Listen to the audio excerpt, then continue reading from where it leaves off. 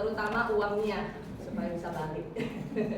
Ataupun udah beli tiket PP, uang jalan-jalannya nggak ada, nah, kan perlu direncanakan segala sesuatu ya.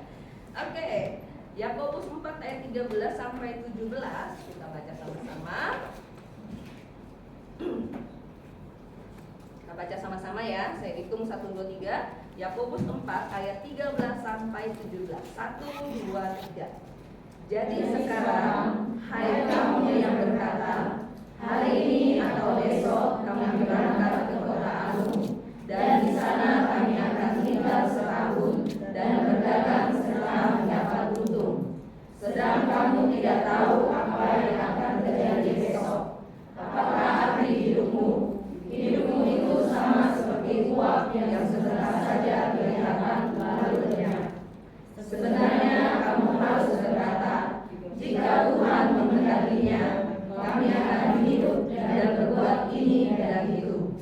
Tetapi sekarang kamu memegahkan diri dalam congkakmu, dan semua kemegahan yang demikian adalah salah.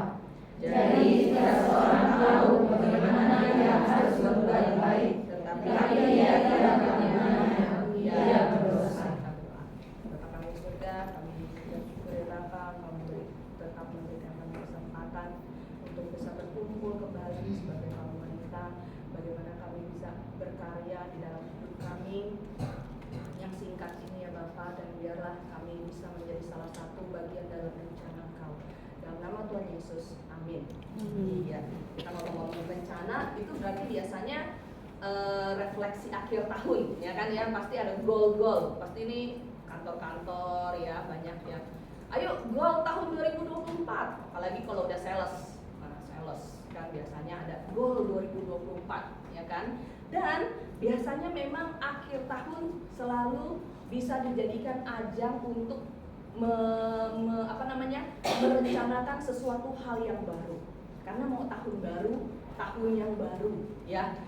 Itu selalu kita tuh punya rencana, akhir tahun depan, ya kan, kayak gini nih, dari kemarin-kemarin belum tahun depan, belum tahun baru aja udah pada tanya, konyennya kapan?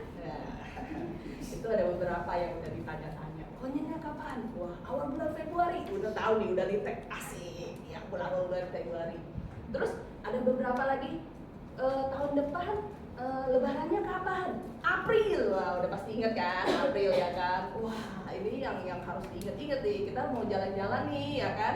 Ada pasti banyak rencana ya kan. Tahun depan kira-kira kalau misalnya nih ya, aduh Desember ini nggak kemana-mana nih. Tahun depan boleh gak ya keluar negeri? Boleh lah ya. Kalau kita nggak kemana-mana, apa maksudnya? Udah save money gitu ya. Tahun ini nggak kemana-mana gitu kan. Save buat tahun depan atau 2 tahun lagi. Boleh Tuhan, saya keluar negeri gitu ya. Udah save money nih, nggak kemana-mana nih, ya kan, liburan gitu ya. Udah save money demi untuk ngapain. Pasti ada rencana-rencana gitu ya. Kita semua pasti punya rencana-rencana. Apalagi tahun baru ini udah memulai tahun baru, ya kan. Biasanya penuh dengan rencana. Namun di sini diingatkan, ya. Ini ada kata di sana ada kata hari ini atau besok kami berangkat ke kota Anu, dan di sana kami akan tinggal setahun. Nah, ini biasanya rencana tahunan. Ini kan artinya Tuhan ingin setiap orang punya rencana juga, rencana tahunan, ya, rencana pendek dan rencana panjang. Ya, kita punya rencana pendek, ya kan, yang mungkin yang seperti yang saya tadi bilang, ya kan, wah, tahun depan konyen kapan, lebaran ngapain, punya rencana-rencana gitu. Nah, tapi kita punya juga rencana panjang, rencana yang panjang, yang sudah pasti di sini semua udah tahu dong, khotbah yang sering ini, rencana kita pasti ke surga, itu nggak usah saya ulang-ulang, ya kan. Tapi nggak usah sampai sana juga deh, ya kan. Rencana nanti kita misalnya, ya kan. Misalnya kalau kita semua yang ibu-ibu punya anak, mikirin anaknya habis itu sekolah SMA selesai ngapain, kuliah di mana, ya kan. Nah, kalian yang anak sekolah, kuliah, habis kuliah kerja apa, mungkin pasangannya siapa, itu rencana-rencana yang lebih panjang, ya. kita merencanakan itu baik, ya. Kita punya perencanaan itu baik. Tapi Tuhan berkata apa? Bahwa tapi kamu jangan tidak mengandalkan Tuhan, ya. Harus ada Tuhan di dalam.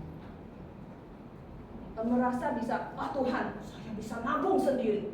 Tuhan, saya bisa coba nabung. Kalau misalnya saya tabung sebulan 5 juta atau sebulan 1 juta, bisalah ke Korea.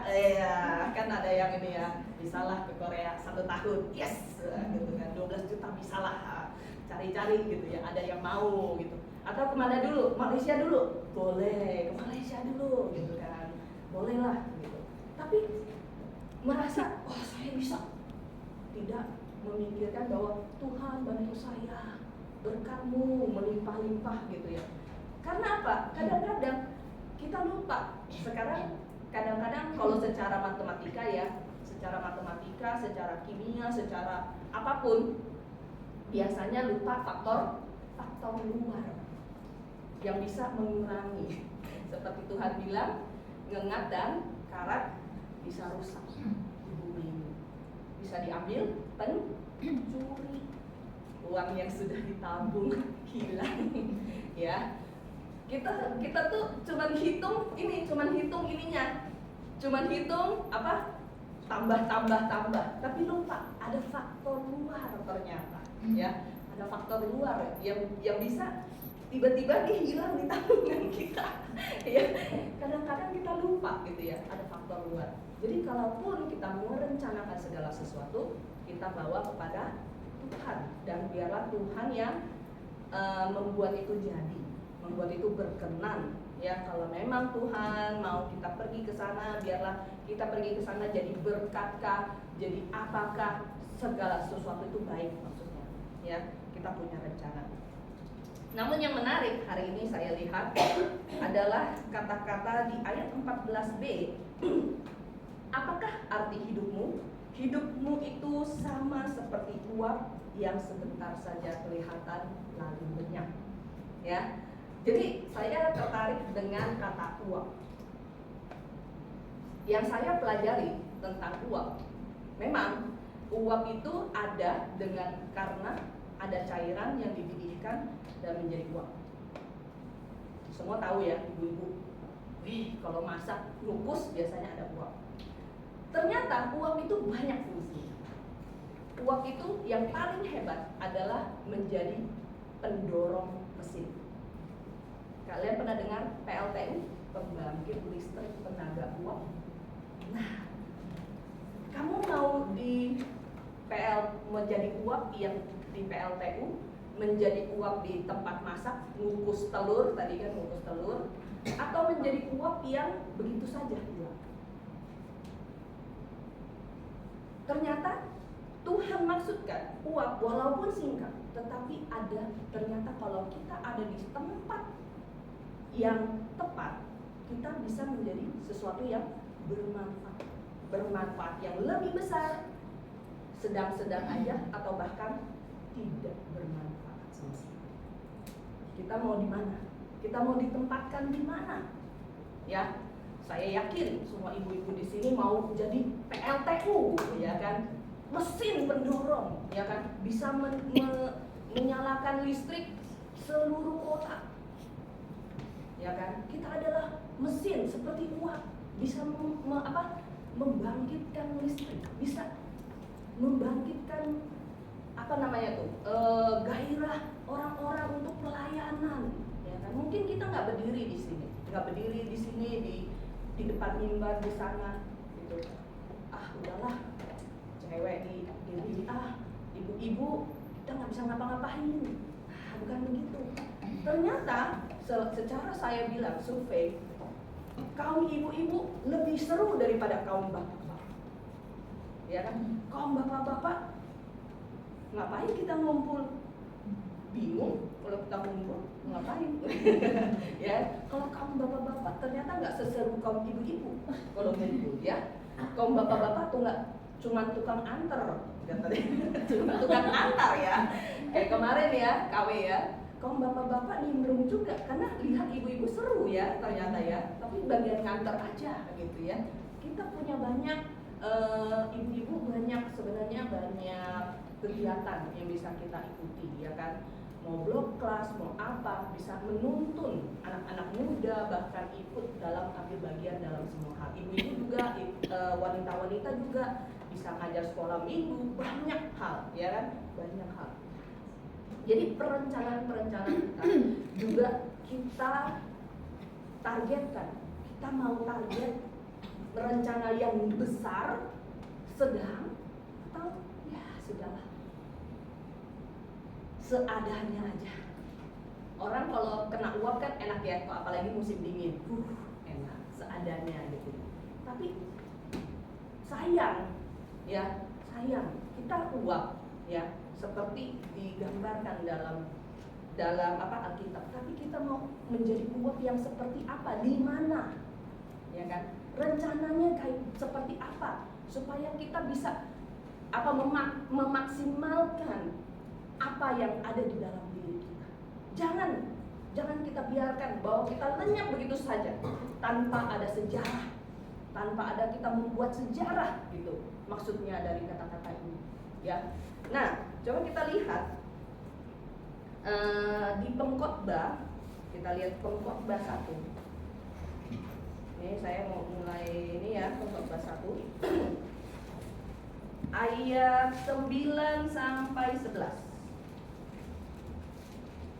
Ini kalau masalah tahun baru, ini saya juga suka nih dengan ayat seorang yang paling berhikmat menuliskan kata-kata ini. Pengkhotbah 1 ayat 9 sampai 11, apa yang pernah ada akan ada lagi, dan apa yang pernah dibuat akan dibuat lagi. Tak ada sesuatu yang baru di bawah matahari. Adakah sesuatu yang dapat dikatakan, lihatlah ini baru, tapi ini sudah ada dulu, lama sebelum kita ada. Kenang-kenangan dari masa lampau tidak ada, dan dari masa depan yang masih akan datang pun tidak ada kenang-kenangan kepada mereka yang hidup sesudahnya. Ya benar, bahwa kehidupan kita itu nggak dikenang sampai jauh sekali,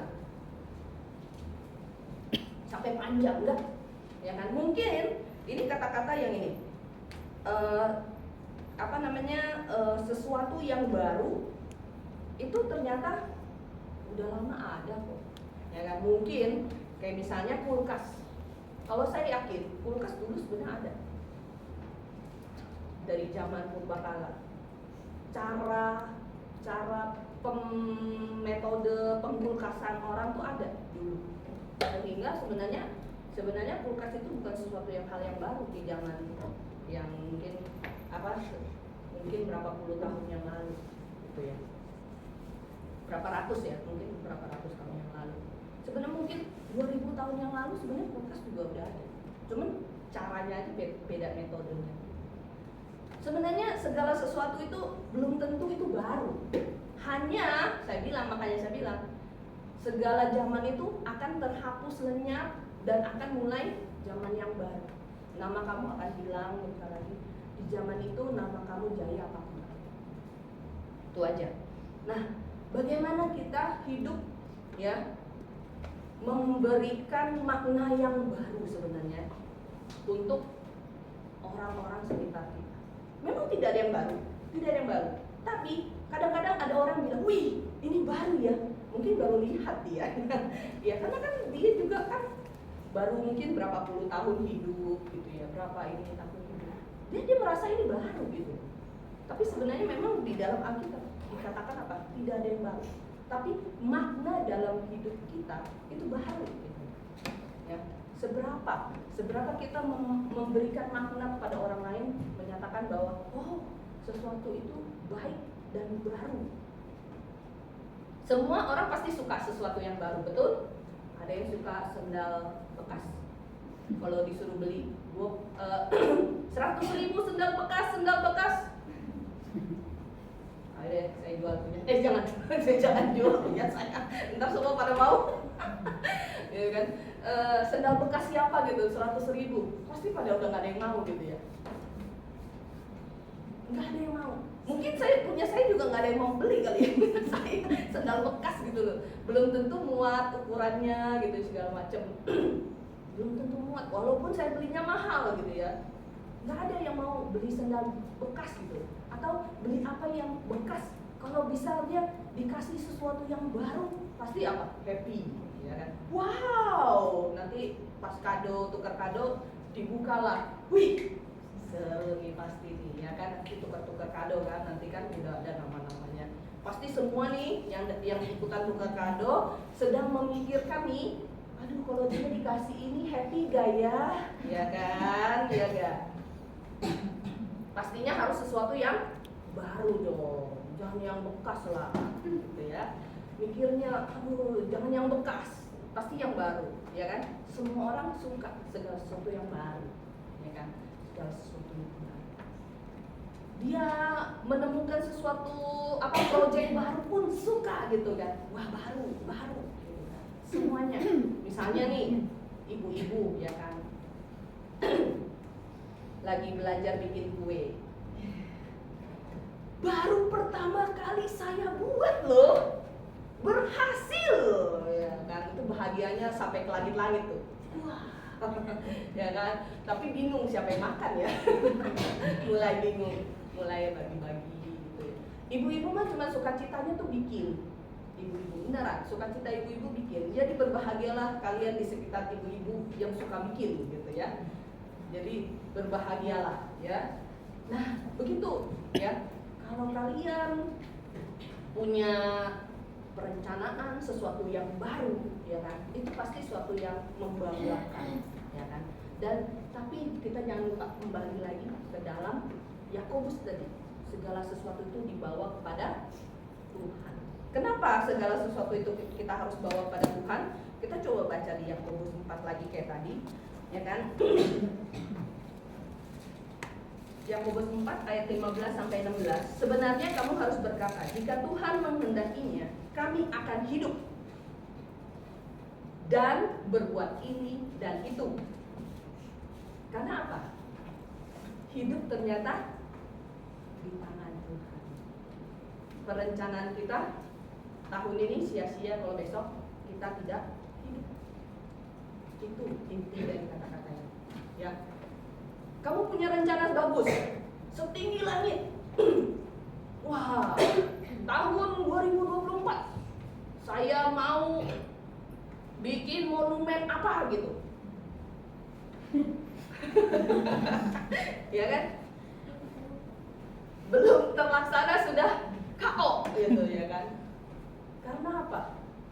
Tidak ternyata Tuhan tidak menghendakinya gitu ya.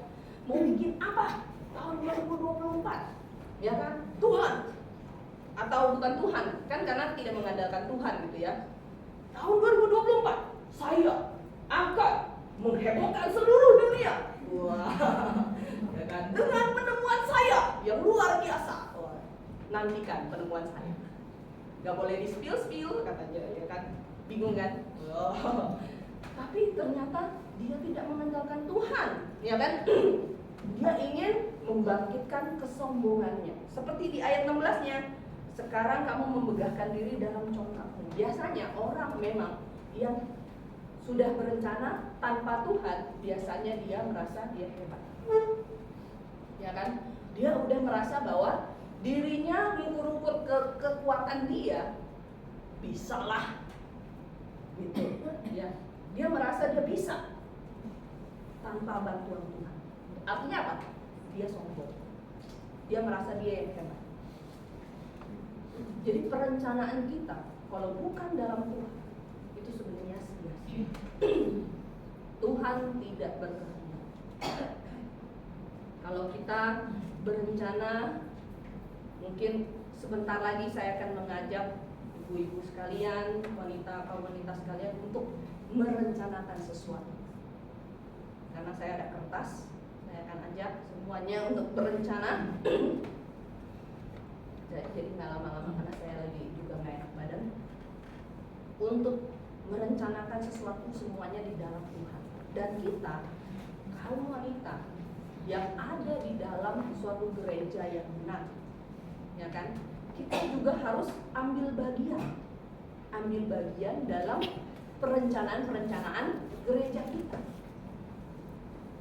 Ya, kita itu anggapnya seperti kalau di dalam bahasa luar itu minion.